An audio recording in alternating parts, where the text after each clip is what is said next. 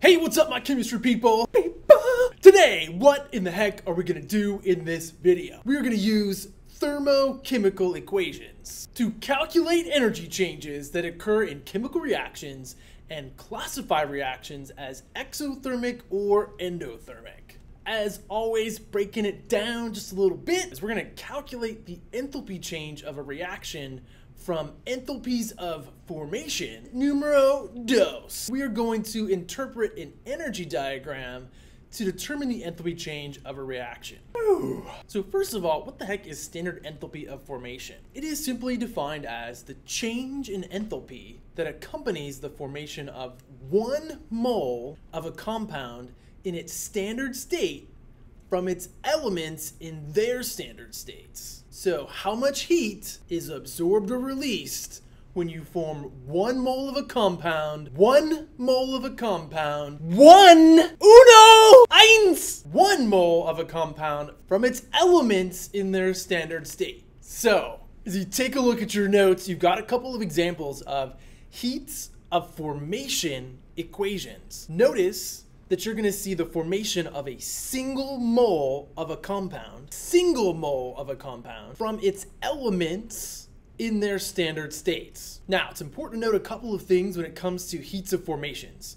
You're gonna see fractional coefficients to ensure that only 1 mole of compound is formed.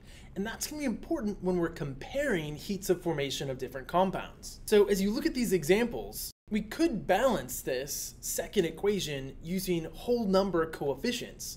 But if we were to do so, boom, balance using whole number coefficients, we'd have to double our enthalpy of formation. And again, these heats of formation are about comparing how much heat is absorbed or released when a mole of methane, say, is formed compared to a mole of sulfur trioxide. So you're gonna see fractional coefficients so that 1 mole is formed. And 2, it's also important to recognize the enthalpy of formations for elements in their standard states is always 0, as they are used as the reference or starting points for talking about enthalpies of formation of compounds. Now, there are a couple different ways that you can determine the enthalpy change for a reaction, and one of them involves using those enthalpies of formation. Now, you get this equation on your formula chart. In order to determine the enthalpy of a reaction, you just need to sum together all the enthalpies of formation of the products, sum together all the enthalpies of formation of reactants, and then subtract the enthalpies of formation of reactants from the enthalpies of formation of your products. To finish up our introduction to this idea of enthalpy change, recognize that you're going to encounter a variety of subscripts following your delta H symbol. However, they are just simply indicating a specific type of reaction or change of state. Just giving you a little more information. I already see this delta H cone. It's talking about the enthalpy change of a combustion reaction, or delta H sol. It means enthalpy of solution. So when I make a solution, how much heat is absorbed or released. Also keep in mind as we're working, that little naught symbol simply indicates standard conditions, or 1 atmosphere pressure, 0 degrees Celsius. And then lastly, we'll often represent these enthalpy changes in what we call energy profiles or energy diagrams. And these are just theoretical representations of the energy pathway as the reactants are turned into products. And as you take a look at your notes, you're given an example for an energy profile for both an exothermic and an endothermic reaction.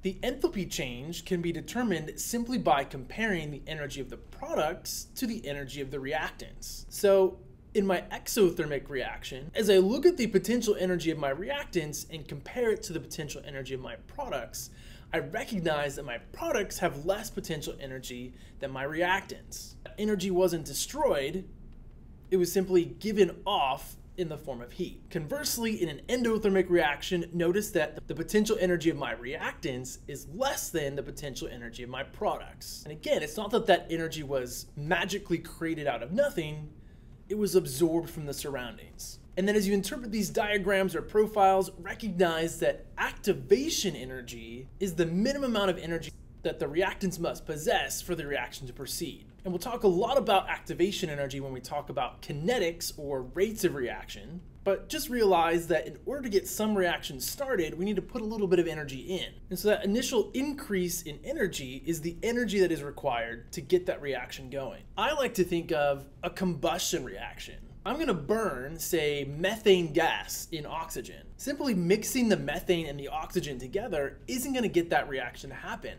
I have to put some energy in, I have to bring in a flame, light that sucker up, and get that reaction going. We'll talk a lot more about activation energy when we get to the unit on kinetics. Whew. Okay, and that's it for this video. As always, check out the links beneath the video. Have a fantastic day.